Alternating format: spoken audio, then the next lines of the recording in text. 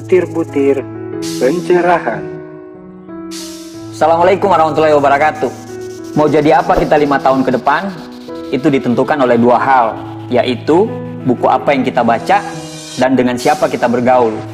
Kalau zaman sekarang ini ada 3, buku apa yang kita baca, dengan siapa kita bergaul, dan siapa yang kita subscribe atau kita follow.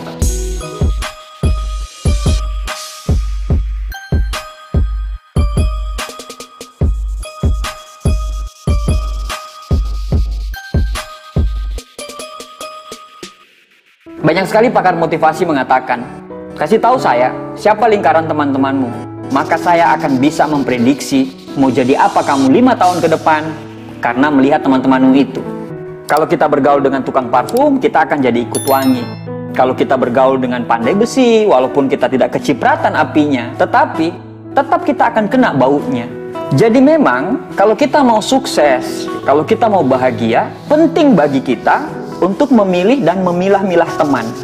Mungkin kita sering mendengar nasihat orang tua dulu mengatakan, jangan pernah pilih-pilih teman. Tapi itu beda konteks. Itu konteksnya apabila Anda anaknya orang kaya, Anda tidak boleh memilih teman-teman dari kalangan apapun. Tapi ada hal yang menarik dari sebuah pertemanan ini, yaitu makin tambah usia kita, makin sedikit lingkaran pertemanan kita. Yaitu sangat wajar, karena memang makin sedikit pertemanan, itu adalah ciri-ciri bahwa kita itu makin dewasa. Kenapa pilih-pilih teman itu penting? Karena kita itu harus memilih orang untuk mendapatkan perhatian kita, loyalitas kita, dedikasi kita, investasi waktu kita, pikiran kita, dan tenaga kita. Kalau kita memilih teman yang salah, akhirnya waktu kita, energi kita, pikiran kita, dan semuanya itu pun akan sia-sia. Tapi kalau kita memilih pertemanan yang tepat, investasi tadi, investasi waktu kita, investasi tenaga, pikiran, dan semuanya itu akan ada timbal baliknya untuk kita juga. Kalau Anda ingin hidup Anda ke depannya bisa sukses, ke depannya bisa bahagia, coba Anda hindari atau Anda eliminasi untuk bergaul dengan 5 tipikal orang ini. Yang pertama adalah tipikal orang yang suka mengeluh. Mengeluh itu biasa loh ya. Tapi suka mengeluh itu yang tidak wajar. Apa-apa dikeluhkan, apa-apa dikeluhkan. Makan di satu tempat, dibilang makanannya nggak enak. Makanannya enak, dibilang tempatnya yang nggak enak. Tempatnya makanannya enak, dibilang pelayannya yang kurang ramah. Pelayannya ramah, makanannya enak, tempatnya bagus, dibilang terlalu jauh dari tempatnya. Pokoknya apa aja dia keluhkan gitu. Jadi hidupnya itu selalu dengan keluhan. Apa-apa dia keluhkan. Dia selalu mencari masalah dari setiap solusi, bukan mencari solusi dari setiap masalah. Anda itu kan cuma manusia biasa juga. Anda butuh teman itu untuk sama-sama memotivasi, sama-sama mendengarkan, sama-sama membangkitkan semangat.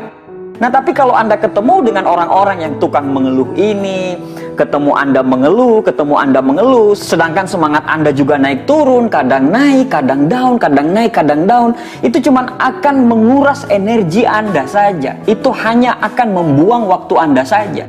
Kalau ketemu dia, yang tadinya fine-fine saja, yang tadinya bagus-bagus aja, pada saat ketemu dia, semuanya jadi tidak bagus. Karena ada saja yang dia keluhkan. Anda kebayang nggak kalau ketemu orang-orang seperti ini gitu? Telepon Anda berkali-kali minta solusi.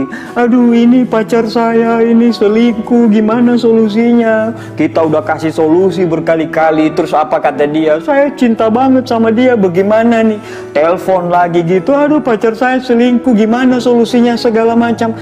Kita bilang sama dia solusinya, ya udah diputusin aja. Repotnya pada saat kita kasih solusi seperti itu, tiba-tiba besoknya dia baik sama pacarnya.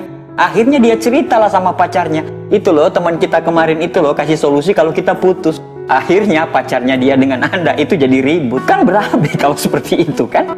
Jadi biar tidak menguras energi Anda, eliminasilah teman-teman yang suka mengeluh ini.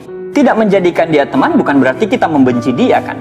Cuman kita memprotek diri kita supaya tetap semangat, tetap antusias. Karena hidup di luar sana itu membutuhkan energi positif yang luar biasa. Kalau lingkaran Anda punya energi yang negatif, lama-lama Anda akan memandang dunia itu pun secara negatif. Jadi sangat sayang sekali, buang-buang waktu kalau Anda menghabiskan waktu dengan orang-orang yang tukang mengeluh ini. Yang kedua adalah, Orang-orang cerdas tidak akan bergaul dengan orang-orang yang suka mengatur, ngebosi. Orang-orang ini merasa paling benar sendiri. Jadi semuanya itu dia merasa paling perfect. Dalam lingkungannya itu dia ngatur kanan kiri. Mau nonton di mana dia atur sesuka dia, mau nonton apa, pokoknya atas kemauan dia.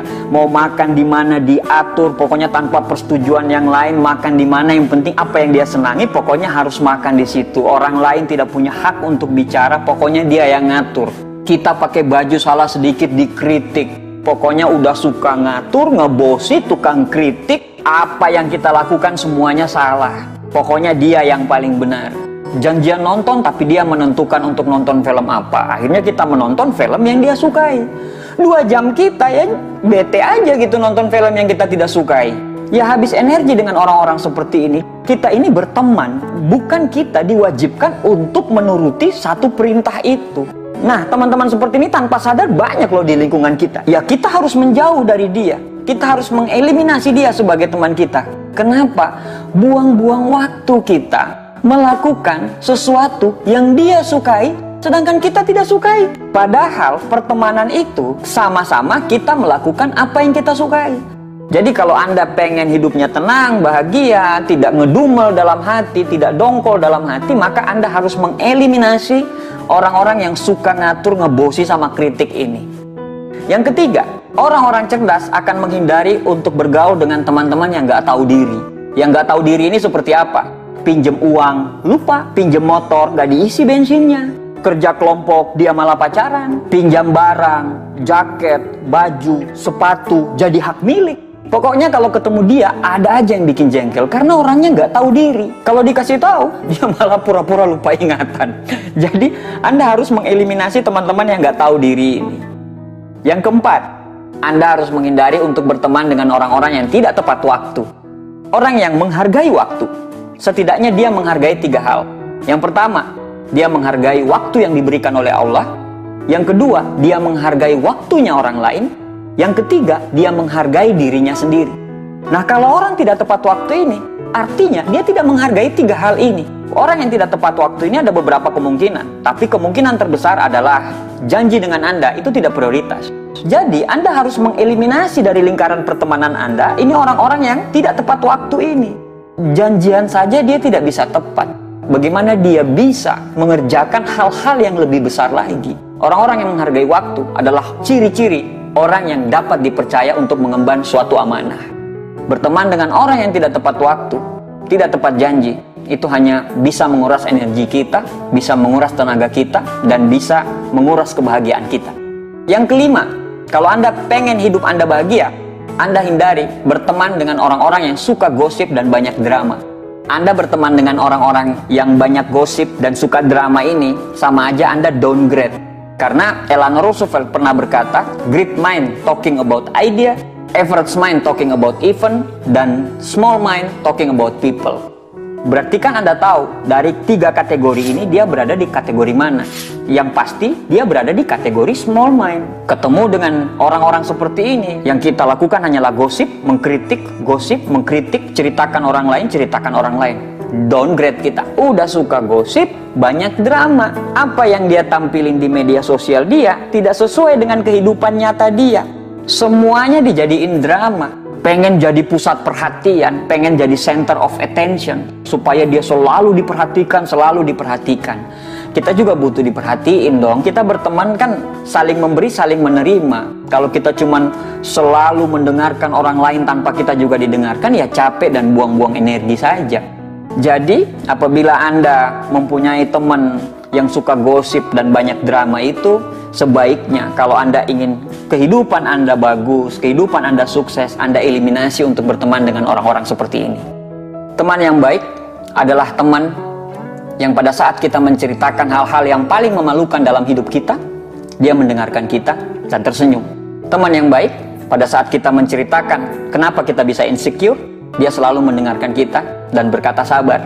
Teman yang baik adalah pada saat kita menceritakan cerita personal dan profesionalisme kita, dia selalu ada di samping kita. Menurut Aristoteles, apa itu teman? Sebuah hunian jiwa tunggal dalam satu tubuh.